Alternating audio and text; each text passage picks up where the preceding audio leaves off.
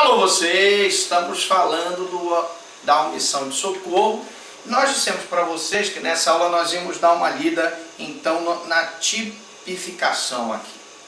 Nossa diretora não disponibilizou aí tecnologia para que a gente coloque aqui no quadro, então vamos dar uma lida para você. Você pega o nosso Código Penal aí e lá no artigo 135 tem o seguinte: omissão de socorro. Deixar de prestar assistência quando possível fazê-lo, sem risco pessoal, a criança abandonada ou extraviada, a pessoa inválida ou ferida ou desamparada, ou ao desamparo, em grave e iminente perigo, ou não pedir, nesses casos, o socorro à autoridade pública. Pena de detenção de 1 a 6 meses e multa, crime de menor potencial ofensivo, portanto vai ser feito pelo juizado especial, não é isso? O juizado especial é que vai fazer a audiência preliminar, onde vai poder haver uma composição civil ou transação penal. Lógico que, se é do juizado especial, não vai haver inquérito, não vai haver prisão em flagrante, vai ser feito, então, a apuração mediante termo circunstanciado de ocorrência. A pena é aumentada de metade se da omissão resulta lesão corporal, então causa de aumento de pena de metade, e é triplicada se resulta morte. Então veja bem, nós tínhamos que falar para vocês o seguinte: como eu li a tipicidade do crime, nós vimos que o sujeito passivo desse crime de omissão de socorro é a criança abandonada ou extraviada. Primeiro, então eu tive o crime anterior, que foi o abandono de incapaz, o abandono de recém-nascido. A outra pessoa viu a criança abandonada ou extraviada e não prestou socorro, quando não sofre risco pessoal. Ou pessoa inválida. Pessoa inválida, ela está lesionada porque ela foi vítima de um acidente, ou ela tem uma doença grávida, ou é um mendigo que está passando por uma situação. Existem períodos de muito frio em São Paulo, em Curitiba, em que os mendigos morrem por conta do frio, e a pessoa então inválida não é socorrida, ferida ou em grave e iminente perigo. Professor, mas eu corri a risco pessoal. Isso faz com que te exima da omissão de socorro, se tu ligares para a autoridade competente. Porque você pode até dizer, bom, mas eu corri a risco pessoal de atender aquela pessoa, mas isso não te exime de, pelo menos, ligar para o corpo de bombeiros, ligar para a polícia e pedir para que a polícia atenda aquela pessoa. Você não atendeu, beleza, porque tinha risco pessoal, mas a tua obrigação de ligar existe. E se você não liga, você também pratica omissão de socorro. O crime pode ser praticado, como eu disse, de várias formas, né? Primeiro, o agente deixa de prestar assistência, então aí é um omissivo próprio, ele não age, ele fica inativo, ele não pratica ação, ele deixa de prestar assistência. O agente não pede socorro à autoridade pública. Ah, professor, eu deixei de prestar assistência porque havia risco pessoal. E a autoridade pública? Você ligou para a autoridade pública? Você pediu socorro para a autoridade pública? Não pedi. Então, omissão de socorro. Veja que, se houver risco pessoal, você não é obrigado a atender aquela pessoa, mas você tem que chamar a autoridade pública. Não chamou a autoridade pública, não prestou o socorro, você responde por omissão de socorro. Considerações importantes. A omissão de socorro, ela só é punível quando for possível prestar assistência ou pedir socorro sem risco pessoal. Mas se você estava em risco pessoal, a própria lei te dá uma alternativa. Liga para a polícia. Fala para a polícia. Beleza? Se ela não te der essa alternativa, nós não vamos ter como resolver esse problema e vamos ter que enquadrar na omissão de socorro. O risco patrimonial não afasta a incriminação. Ah, professor, mas eu estava Tinha risco patrimonial, podia eu danificar o meu veículo. Não se justifica o risco patrimonial para impedir de salvar a vida de uma pessoa. Imagine que é uma situação de um carro que está num abismo, um carro que está no penhasco, e que você está lá, viu aquele carro, existem pessoas lá dentro, você tem condições de usar o guincho do teu carro para puxar aquele carro do abismo, para puxar aquele carro da lagoa, para evitar que aquela pessoa morra, e você, por conta de risco patrimonial, não presta socorro, razão pela qual você vai responder pela omissão de socorro. Entende-se criança como aquela que não tem ainda autodefesa. Para o Estatuto da Criança e do Adolescente, que é a Lei 8.069 de 13 de junho de 1990, criança é aquela que tem até 12 anos incompletos. A partir dos 12 anos completos até os 18 incompletos eu vou ter o adolescente. Então criança aqui, basta você ir lá no Estatuto da Criança e tem um conceito. Criança abandonada é a que foi deixada em determinado local. Pode ser ao abandono da criança, pode ser ao abandono do recém-nascido, que é aquele que não perdeu, né, o colo do cordão umbilical. A pessoa inválida é aquela que não tem defesa por velhice ou por doença.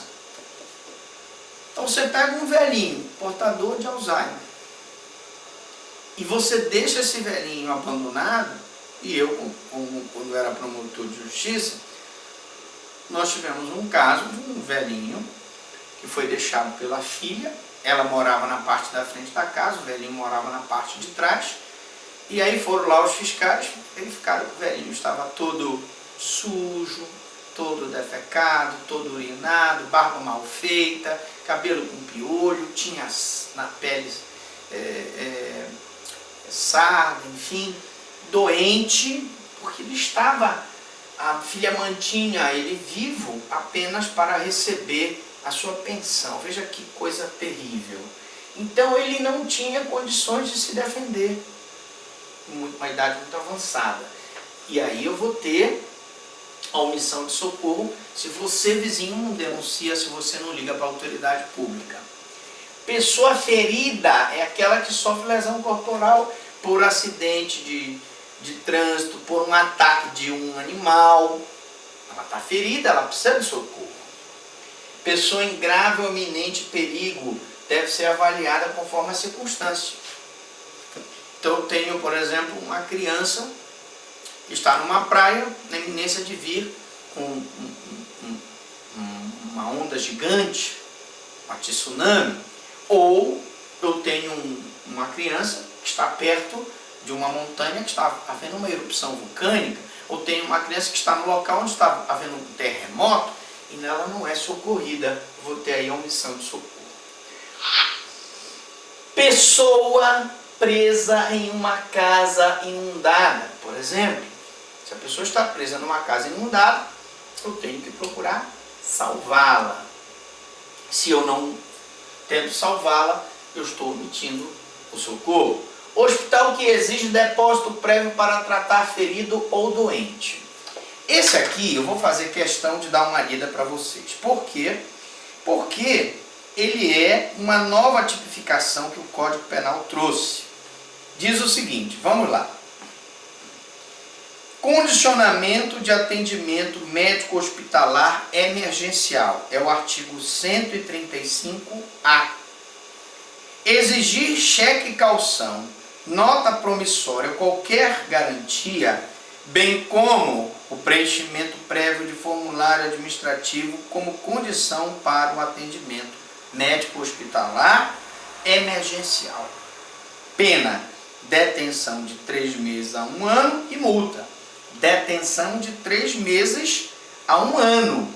Crime de menor potencial ofensivo, TCO. Parágrafo único.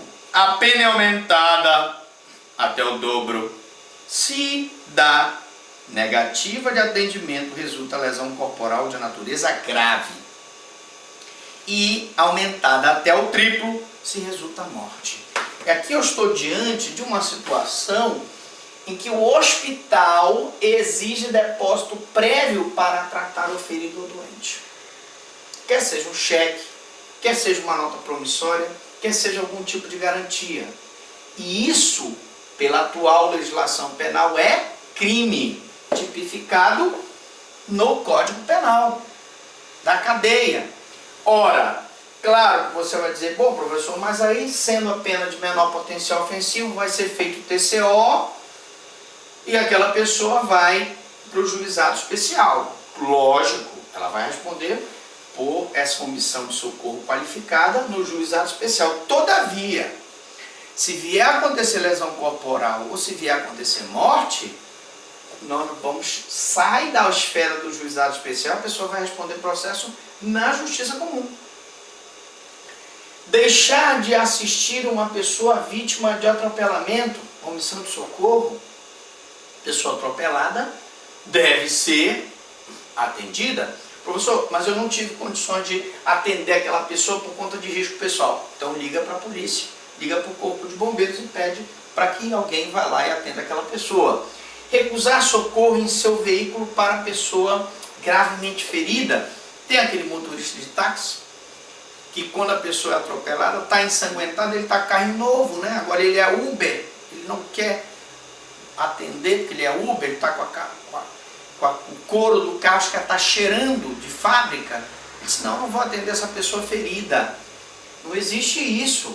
Recusar de atender num veículo particular, pessoa gravemente ferida, porque o veículo é novo e a pessoa não quer que o sangue daquela pessoa manche o veículo, é omissão de socorro também.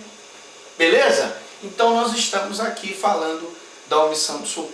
Bom, ainda eu tenho, como eu disse, a qualificação da omissão de socorro quando resulta lesão corporal de natureza grave ou quando resulta morte.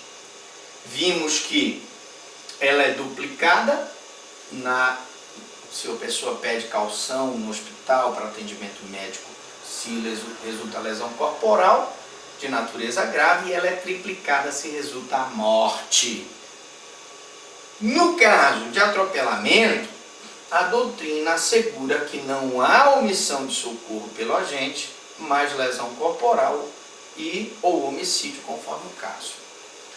A pergunta é o seguinte, professor, o agente que vem dirigindo o veículo automotor e atropela uma pessoa. Temos duas situações que podem ocorrer. Ele pode ser lesionado e pode vir a falecer. E além da lesão que ele praticou contra a vítima, além da morte, ele então foge. E aí eu vou ter então uma omissão de socorro e um homicídio, ou uma omissão de socorro e a lesão corporal? Não. Porque a omissão de socorro aqui é crime meio. E o homicídio e a lesão corporal são crimes fins. E pelo princípio da consunção, o crime meio é absolvido pelo crime fim. Razão pela qual, se o crime meio, omissão de socorro, é absolvido pelo crime fim, eu não tipificarei um atropelamento a omissão de socorro em concurso com homicídio ou omissão de socorro em concurso com a lesão corporal. Cuidado, que isso pode ser pergunta de prova. Eu volto daqui a pouquinho dando maiores explicações sobre o princípio da consunção. E nós já vamos falar também da ação penal da omissão de socorro. Daqui a pouco eu volto, depois dos comerciais.